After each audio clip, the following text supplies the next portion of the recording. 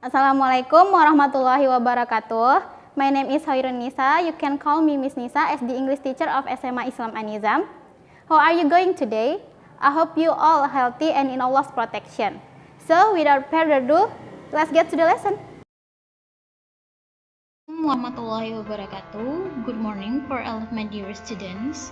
Here we are meeting me again, Miss Nisa as the English teacher of SMA Islam An-Nizam. Today we will continue our discussion about descriptive text and its language features, that is active and passive sentence ya. Jadi minggu kemarin di video-video Miss sebelumnya, baik yang part 2 dan part lainnya, sudah membahas tentang definisi dari descriptive text itu sendiri, fungsinya ya, social function dari descriptive text itu sendiri, lalu strukturnya dari descriptive text itu sendiri. Nah, minggu lalu kita juga sudah membahas tentang nouns and adjectives terkait dengan descriptive text, karena nouns dan adjectives juga sering digunakan di dalam descriptive text. Nah, satu lagi yang perlu kalian pelajari adalah penggunaan kalimat aktif dan kalimat pasif di dalam descriptive text. Nah, itu yang akan kita pelajari hari ini. So, get yourself ready. Nah, mungkin ketika SMP atau di kelas sebelumnya, kalian sudah pernah mempelajari tentang kalimat pasif dan kalimat aktif dalam bahasa Inggris atau active and passive sentence, di mana kalian harus menghafal rumus-rumus. Dimana kalau misalnya kalimat aktifnya itu simple present tense, maka kalimat pasifnya rumusnya begini gitu. Nah, hari ini Miss akan memberitahu kamu the easiest way to understand and to applicate the active and passive sentence. Jadi hari ini akan Miss kasih tahu cara paling mudah memahami kalimat aktif dan kalimat pasif ini, strukturnya itu sendiri. Nah, bagaimana konsepnya agar kalian lebih memahaminya dengan cepat, tidak usah menghafal rumus-rumus. Nah, gitu. Nah, jadi konsepnya itu sendiri, kalau kalimat aktif itu dalam bahasa Indonesia itu kata kerjanya itu artinya ya. Misalnya membaca, memasak. Nah, itulah dia kalimat aktif, disebut kalimat aktif. Misalnya saya memasak ikan. Nah, itu dia adalah kalimat aktif. Kalau kalimat pasif, dia kata kerjanya itu bermakna di, berimbuhan di. Itu dia kalimat pasif. Dalam bahasa Indonesia juga begini kan? Nah, misalnya tadi Miss bilang saya memasak ikan, kalimat aktifnya. Maka kalimat pasifnya, ikannya pindah ke depan. Ikan dimasak oleh saya, gitu kan? Nah, jadi dia berubah menjadi kalimat pasif. Dari memasak menjadi dimasak, tapi ada pertukaran objek dan subjek. Objeknya, objek di kalimat aktif menjadi subjek di kalimat pasif. Begitu juga sebaliknya, subjek di kalimat aktif berubah menjadi objek di kalimat pasif. Gitu dia, bertukar posisi ya. Nah, kalau dalam bahasa Inggris itu sendiri, dia dari kalimat aktifnya itu read ya, membaca ya, contohnya membaca. Kalau di kalimat pasif, ketika membaca ini ingin kita ubah artinya menjadi dibaca, maka harus disertai oleh to be dan verb 3. Itu saja kuncinya. Kalimat pasif harus disertai to be dan verb 3 gitu ya. Harus disertai to be ya, to be dan verb 3. Ini to be bisa apa saja ya? Bisa is am-are, bisa been, bisa being ya kan? Bentuk-bentuk to be pokoknya. Ya. Nah, di sini akan Miss tambahkan supaya kalian tidak bingung. Been, bisa be, bisa being. Gitu. Tergantung dari tenses, keterangan waktu dari kalimat pasifnya nanti. Oke? Nah, ketika di pasif ditambah dengan to be dan verb 3, verb 3 read kan tetap read kan, bacanya read ya. Read, read. Ya, jadi tetap dia merupakan kata kerja beraturan di mana verb 1, verb 2 dan verb 3-nya bentuknya sama, hanya membacanya saja beda ya. Dari kata ketika aktifnya bermakna membaca, maka pasifnya berubah menjadi maknanya dibaca.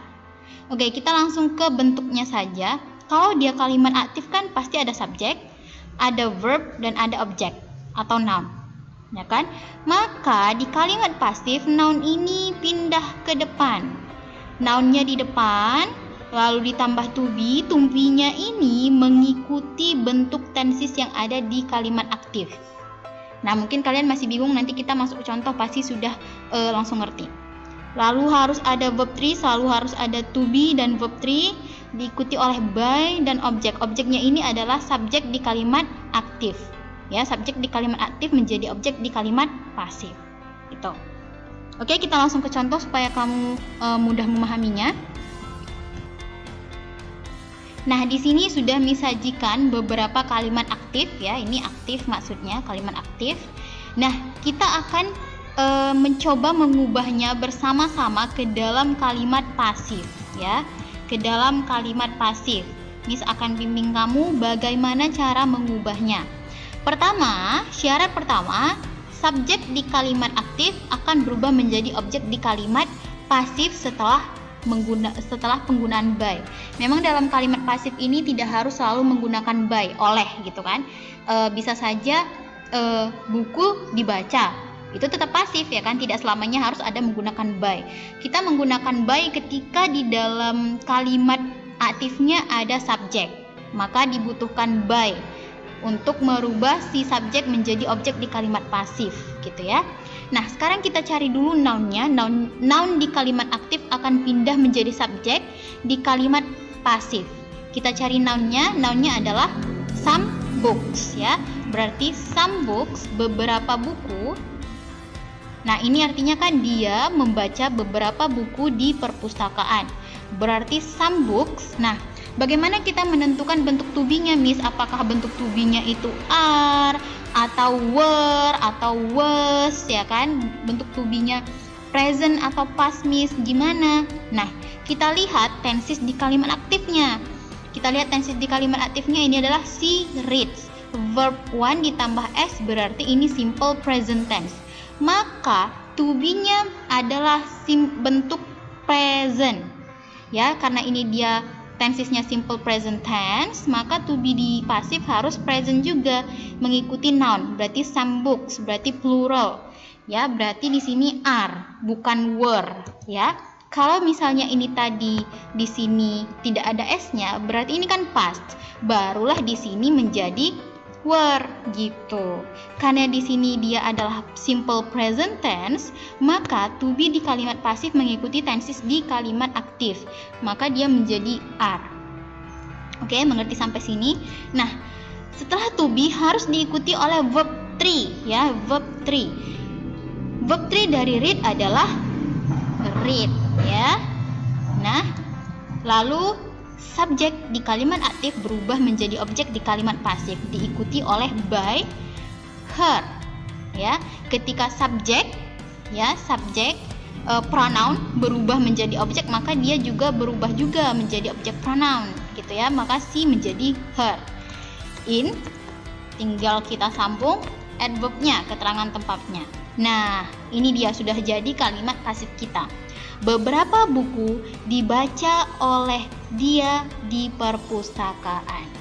Oke, kira-kira sudah mulai ngerti ya gimana caranya? Oke, kita lanjut lagi ke contoh berikutnya supaya lebih mahir lagi ya. Oke, kita ubah ke kalimat pasif.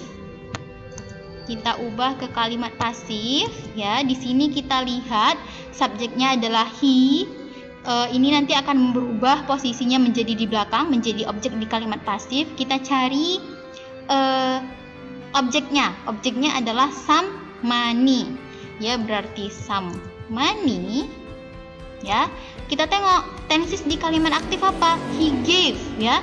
He gave berarti ini gave adalah bentuk give, bentuk kedua dari give. Berarti verb 2. Verb 2 I mean ya. Maaf, kata kerja bentuk kedua verb to maka ini otomatis tensesnya adalah simple past. Maka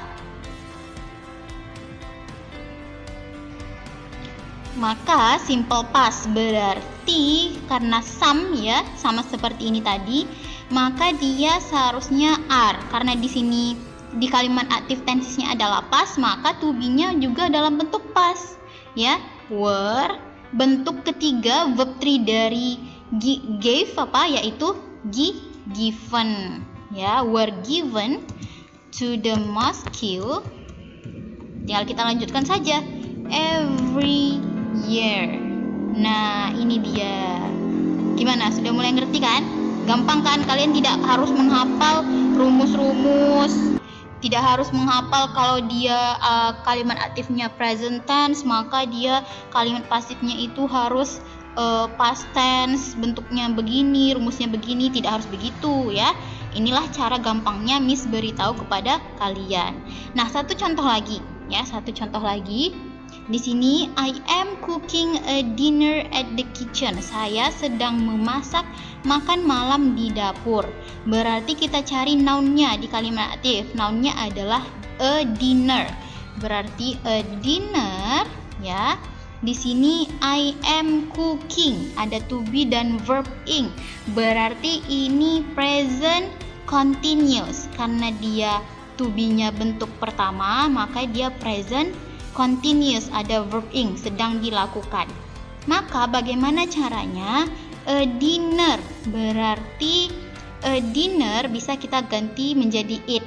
It itu to be-nya adalah is ya.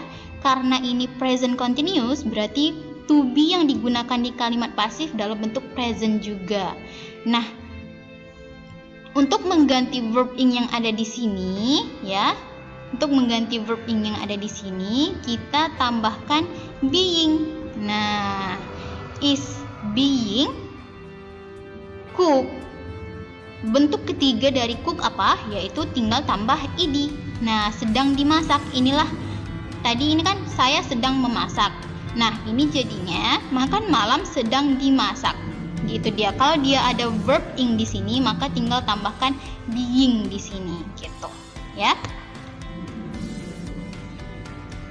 Is being cooked by me at the kitchen. Nah, dan ya sudah selesai gitu caranya. Gampang kan?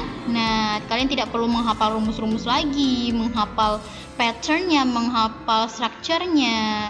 Itulah cara mudah mengubah dari kalimat aktif menjadi kalimat pasif. Oke? Nah, kita masuk ke dalam pengaplikasian aktif dan passive sentence ini ke dalam descriptive text. Di sini ada descriptive text tentang Machu Picchu ya. Machu Picchu ini adalah sebuah tempat bersejarah ya. Nah,